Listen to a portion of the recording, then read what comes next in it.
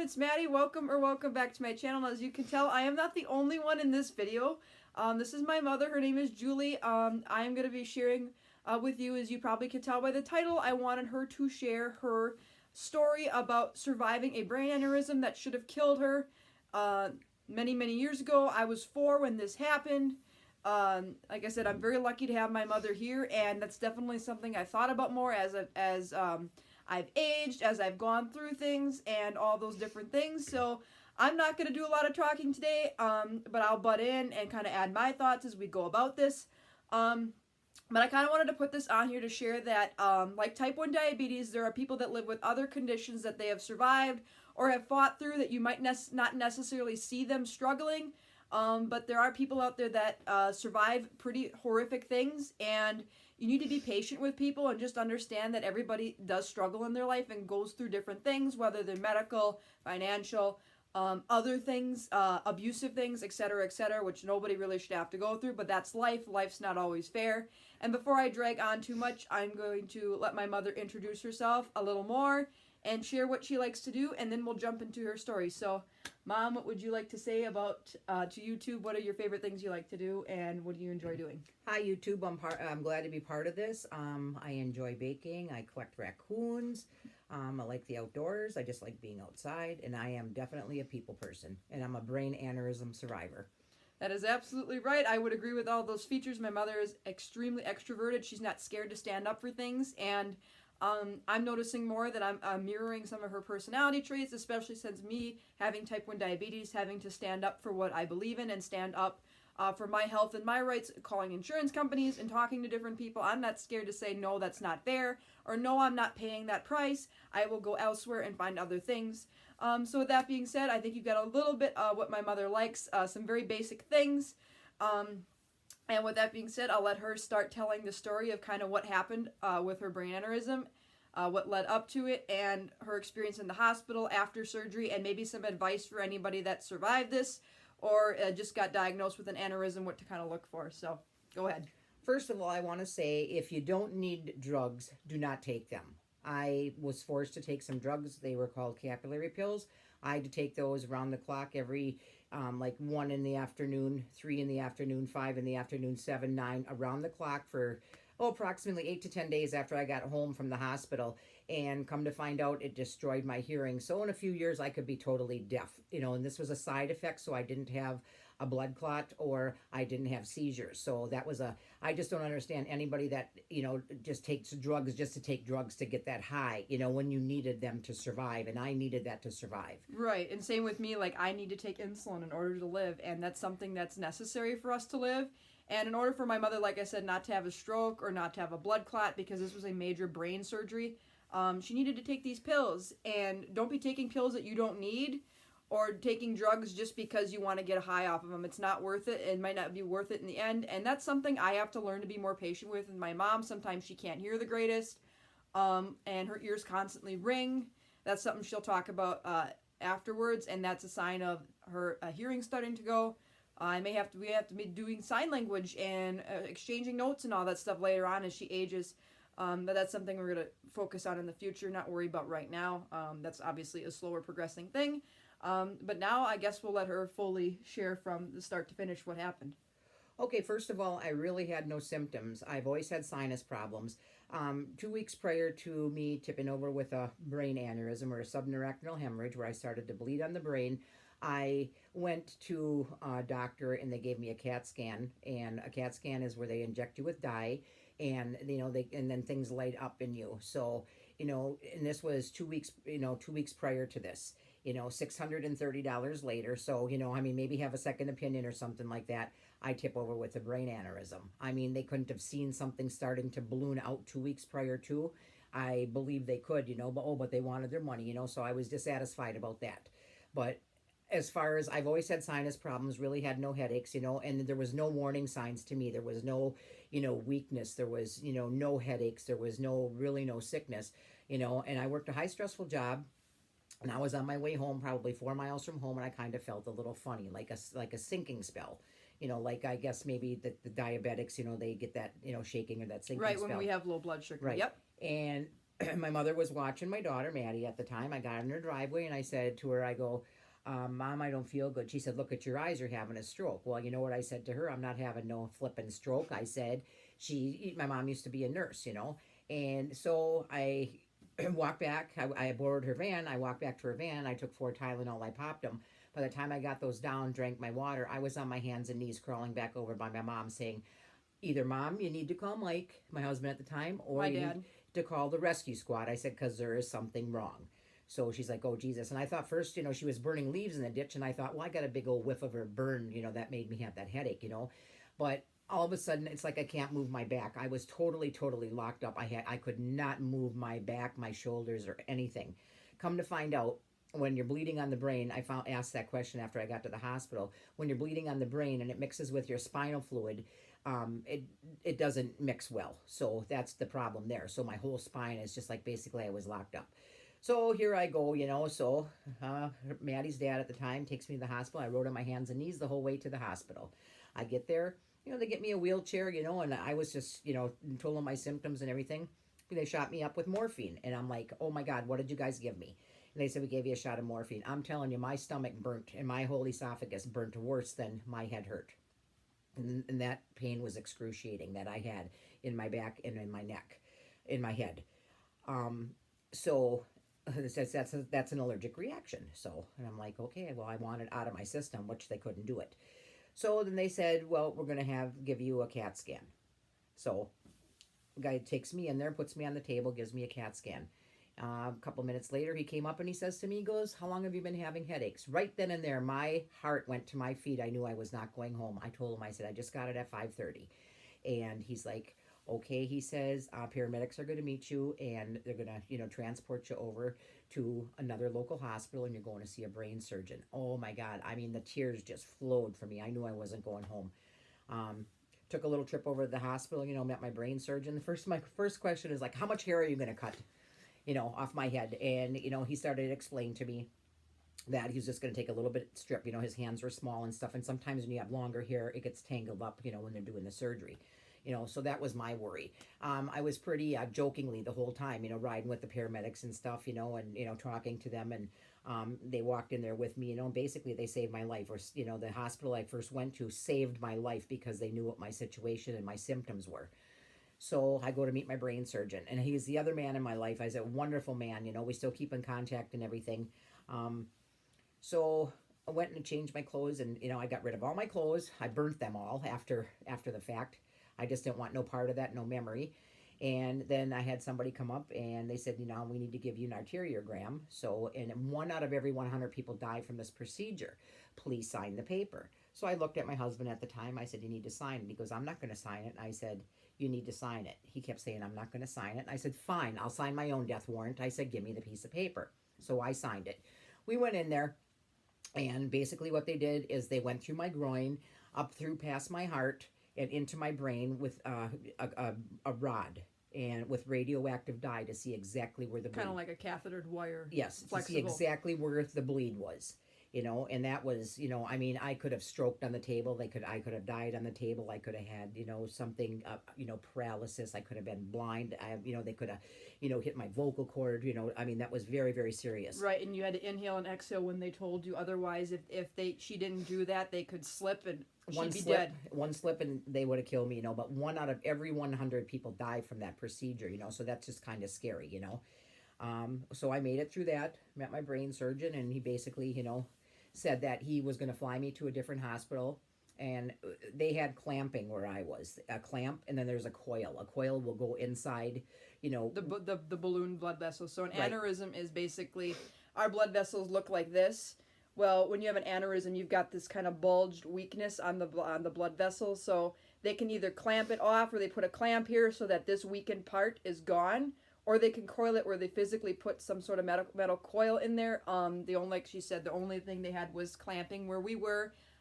You were too high risk to fly, Yeah, right? I was too high risk to fly. They could have put me on an airplane and flew me to a different hospital and gave me the coil method, because apparently your prognosis and your healing time is faster with that.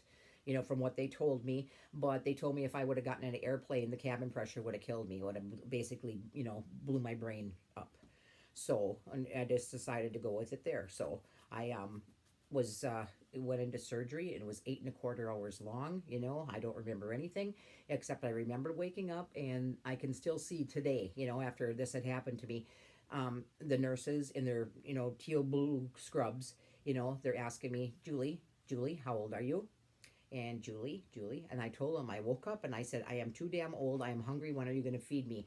Them girls jumped off the floor probably 3 feet, clapped their hands. They were just so ecstatic that I could answer their questions after being knocked out that long and what I had went through. Yes, brain surgery is very scary and dangerous. Yes. So, and that I remember, but I'll tell you, it's just, if hell is anything like that, I don't want to go there. Don't want a part of it. I've been to hell and back. I have really no enemies, but I wouldn't wish this on my worst enemy. I said what I went through. Recovery time, I was in intensive care for, I think, 6 days. I was in the hospital a total of 10. The 4 days I was in my regular room, every night I had to sleep with an ice pack. And then basically what they had to do is when they gave me my surgery, he had to take part of my skull bone out here, crack it in half, take it out. And my bleed was in the back part of my right and the back. So what he had to do is take some of my skull bone out. He had to take a metal plate and pins and then put that skull bone back in there. Yep. So basically she has her skull back, but instead of having it where your skull is whole, she has these pins and plates that hold it in place now. I don't know if you can see right here. You see that line on her face? Yep. And then I have little pins and stuff up here. See, I don't have that. And every day I have a reminder, like people say, oh, I got a really bad headache. Oh, would you like mine? But I'm just prone to them, you live with it and you go on. I have the ear ringing all the time, and that was a side effect from the capillary pills. You live with it and you go on. I was scared to death to come home because, I had 24-hour care there. I cried like a baby when I finally got to go home because I thought I'm going to go home and I'm going to die. That something's going to re-happen and I'm not going to survive. I'm not going to make it. I needed to, get home and rest and, and save my energy for basically to heal. And from what they told me that everything that, if I remembered that my recovery time, and everything would be, it could take anywhere from 2 to 5 years to totally heal you. I don't think you're ever healed from that. I take a shower, I wash my hair, I comb it. I always got, I got a big scar, You have a permanent reminder. A permanent reminder. Much as they you cut don't me want from, it. One side of my ear all the way across, opened me up. And they probably thought, whoa, that's a good brain, and closed me back up, But like I say, it was just, and you take for granted all of the little things like, when I had the surgery from taking that out, damaged my eye. My eye did not open for 3 months after I got done with my surgery. Right, because they don't know what they're hitting at the brain, because hers is at the back of the brain, and the back of your brain controls some of your sight. And he could have hit something with the optic nerve. He could have hit the part of the brain that controls the sight. And they told me it would heal, and I felt it. comfortable that it would. But, I would, get up, go to the bathroom, see 3 toilets, 3 couches, 3 of Maddie. Oh my, and then just like, make you sick and just want to throw up because you're seeing 3 of everything. Not double, but triple. And then one day, 3 months after, it just happened to, I would try to open it, but it wouldn't stay open, and it just opened, and it's weak, and from having that, I see like this. I see real close with this and far away from this one, and at night I have to wear my cheaters, because that eye is very, very weak. My brain surgeon told me, he said, if I ever break a bone, get a really bad cold, something traumatic else happens to my body, the first thing that's going to go is that eye. That eye is going to droop, and it has already. I've stubbed my toe to where it was black and blue, and it just, all of a sudden, my eye just gets real heavy, real thick, and droops. When you had the flu, we just recovered from the flu about a month ago, and it was the same thing. I noticed her one eye was starting to sag. And so I just, but the healing process of the whole bit, I couldn't drive the car because my peripheral vision was off, take the side of the garage door out, scratch the car, So I've got to have everybody do everything for me, as simple as going to get in a gallon of milk for my daughter. I had to ask permission, or I had to have somebody give me a ride to do that. I couldn't ride for, after I had my surgery, I couldn't ride for more than 20 miles without having to get out, walk around the vehicle a few times, so I wasn't going to get a blood clot. Just the constant exercise, the constant movement. You go to bed with a headache, you worry, am I going to wake up, or am I filling up with blood, or is something happening or something reversing? Um, After the fact, I had to go. A lot of my short term memory got lost. I had to go learn how to write a check over. I went to speech therapy. Um, and I just absolutely love to bake. After I got home, and then I went to my checkup to the doctor, I couldn't go to the grocery store. I just absolutely couldn't. On the one side of my brain, there's a filter, and the filter was closed after I had my surgery. The filter had to reopen. I go in the grocery store, I literally want to throw up. I couldn't stand the people, and I am a people person. Crowds never bothered me, but so went back to the brain surgeon, and he said, "Well, try going to the grocery store at a different time at night when there's not so many people." Well, I don't want to go to the grocery store at midnight by myself. Or 3 in the morning. Or sure. 3 in the morning. So I just tried smaller grocery stores, and eventually, it did get better. And then he said, you can start getting back into your baking.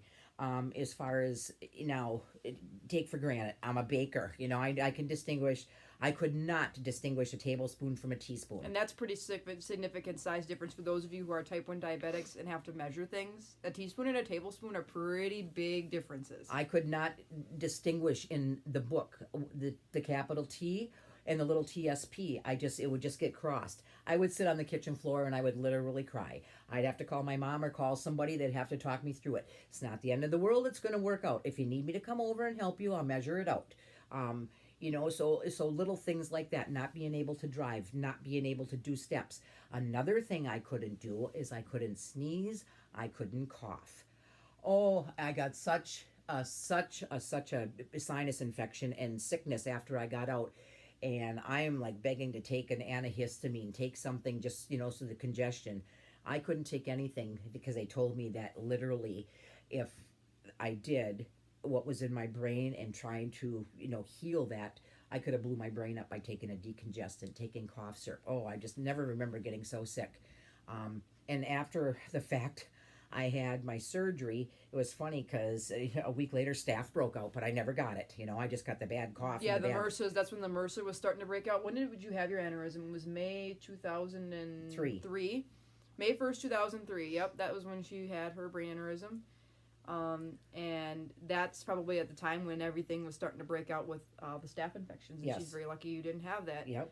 And like you said, what's scary is not a lot of people have warning signs. And what basically saved my mom, most people, when I was talking to some teachers of mine, and they knew enough people that have young kids and adults that have had brain aneurysms, and people that have them, normally the brain just, the vessel ruptures like a time bomb, bleeds out their whole brain, and 1 minute they're fine, the next they're collapsed and dead.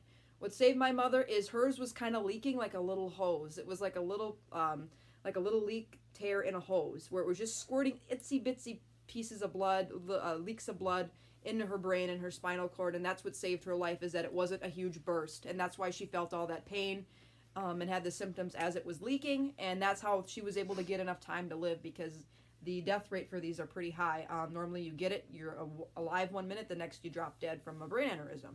And I'm saying, well, why, how did I get this? They asked me, did you get in a car accident? Did you hit your head? And after further review, they said, no, basically I was born with it, so, and I'm like, oh, way to go, Mom. You squeezed me and I was coming out of the canal. That's what I told my mother, when I'm getting ready to go, into surgery. I remember so, that. I had a little bit of humor, at least he didn't cut my humor cord. He sure didn't after, the fact, But it's just like now I don't worry about dishes in the sink. I don't worry about the little things. I can watch my flowers grow. I take time to look at the birds and everything. You just never know what life's going to throw at you, and this was very, very challenging. It still is to this day, and one thing I've learned is, like, I don't take any stuff. I don't take no crap from anybody. I'm very bold.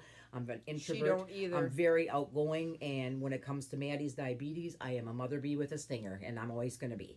So, she needs help. I've been around the world a little bit here, so just wanted to share my story with you, and it's very, very scary. And like I say, no warning signs, but if you do ever find something that's funky, or you're feeling you're getting a sinking spell or something, because they just do come on quick. Right, or if you're going in for things and you're having constant headaches, that might be a sign of something. Have a scan done, or have one of them radioactive arteriograms done. They can figure out instantly if you have an aneurysm, and a lot of people have them, in their heart, their brain, their stomach, and they can repair them before they rupture and before they can kill you. Hers was more silent, and she was born with it, but there's no genetic family history. They're not concerned with me having one. Seems to have more of my dad's family medical history, seen as though my dad's sister and my cousin on my dad's side of the family have type 1 diabetes. I seem to mirror my dad's side more, but that's something I think about too. I could have it. Anybody can be walking around with an aneurysm. You could be watching this video and it may never rupture your whole life, or it may rupture. They're kind of like a ticking time bomb. They're kind of a scary thing, but if you do have some sort of symptoms that relate to the head, go in and get something done before it ruptures, because they can repair it, and your chance of healing and not having, her eye paralysis and, having to regain all of the memories back can be a lot better. Yeah. Am I correct with that? Right. If they can repair it before it actually ruptures. And then, still to this day, I don't remember a lot of stuff from my childhood. If I look at a picture, it'll go cling, cling, and I'll register it, and then I'll basically remember. Some of my family members get a little upset. Oh, you don't remember that? When I was 7 or 8, that was taken away from me. That shutter was basically shut off, in my brain, so, and there's stuff that I don't remember.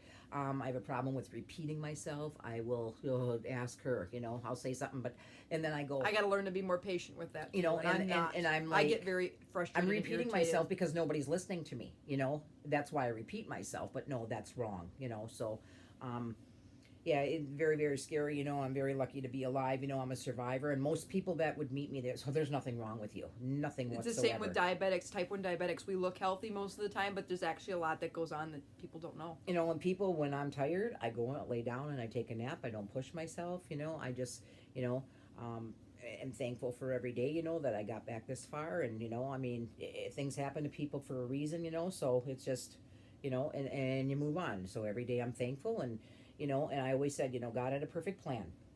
And I'm spiritually religious too. God had a perfect plan. He wanted me to raise my daughter. So, and now look I'm helping her, she's helped me. I said, we're a good team. She helps me. I help her, so vice versa. So basically that's all I have to say, but I am an aneurysm survivor, and, and if nobody know, and some people that do know me, they go, oh, nothing ever happened to you, here, feel, like let them feel my scar, and, I have the eye damage, the ear ringing and stuff, and, I just can't stress enough that if you don't need to take drugs, don't take them, your Advil, your ibuprofen, Fine, or an but to zip up with whatever, that fentanyl and the morphine, heroin, and the hair, all that stuff, you don't need to take not that. necessarily. No. I said, damaging your body in more ways than none. Now I understand addiction's another story, and that's something I can talk about in my personal experience. I never took drugs, but I know people that have, and have dealt with things either with marijuana, heroin, cocaine, and have seen what happened to them. And a lot of people that you see stories online, if they could take back what they did, they would absolutely not do drugs. If they didn't have to for recreation or whatever. So and I didn't ask for that. I didn't want to have to take these capillary pills for 8 to 10 days after I came home, but I needed them to survive. So yeah, she, and I remember too, I remember her collapsing when I was 4. I was playing with my ball. I remember, I stayed with my grandma and my step grandpa at the time, and I remember just going in the hospital and seeing her, and I didn't realize at 4 years old, I didn't understand the extent of what happened until much later on when I was old enough to understand what happened. And to me, realizing that my mother should not be here kind of freaks me out, because even I shouldn't be here, and both of us have went through experiences that should have killed us, but we actually survived. I think hers was probably a lot worse than mine. But you can't judge a medical condition or a medical problem based on things. It's how you overcome the problem is what makes a difference. Yep. So, but every day I got that little bit reminder, I can comb my hair, I can touch my hair. I do have a big scar. I'm very conscious of it because I don't like people pointing and talking about it. And even if I want to put your hair in a braid and you're kind of scared to show it, and I say, don't be scared to show it. I'm not scared to show my stuff, my scars from my injections. I wear a bikini. When I go swimming, you can just see that big white scar, and I just don't, just... You got to have self-confidence, and that's something it's going to take time to build, and it's been almost 16 years. It'll be 16 years on May 1st. Yep. So coming up on 16 years here in about a month. So, and I just can't reiterate it enough that don't take the drugs if you don't need them, because, in a few years I could be totally deaf because my ears ring. I get this high pitched squeal. I get this low monotone, and that was the result of taking the capillary pills, which I needed to take to survive. So I don't understand why anybody wants to take anything that don't need to. That's right. I think it makes a lot of sense. Like I said, I never taken drugs in my life. The only drugs I take are insulin. And you diabetics know, if we didn't have the option, if we had the option to not take insulin, we wouldn't either, and be injecting ourselves with that. And you don't take it if you absolutely need it. You have a medical condition and you need something, fine. Even medical marijuana is a little bit different, I think, in my eyes, especially if you're suffering with some sort of super duper bad cancer, or you have such a chronic condition that causes you a lot of pain. A little bit of recreational marijuana might not be a bad idea, or medical marijuana where you're legally getting it. But don't do any illegal drugs, you guys. It's just you're just wasting your life away. You're taking away all the precious things that really matter most, like your family, your friends, and the hobbies you enjoy. So I want to thank you, Mom, again for coming on here and sharing your story with the world of YouTube. I hope this helped anybody who's viewing it, or for any of my viewers that are curious to know kind of what non-diabetes related video I've got going up for today. And if you guys have any questions, feel free to comment on Maddie's YouTube channel, and I can try and answer them for you. So it was nice talking to everybody. So all right, and I'm doing okay. I hope to never have another one of these. Okay, thanks everybody. Bye. Yeah, bye everybody. Remember, if you like this video, give it a big thumbs up, hit that subscribe button, and if you do decide to hit that subscribe button, turn on the post notifications, and you will get a notification every time I upload something new. And until next time for more videos, take care. God bless. Be kind and spread positivity, and be thankful. Bye everyone.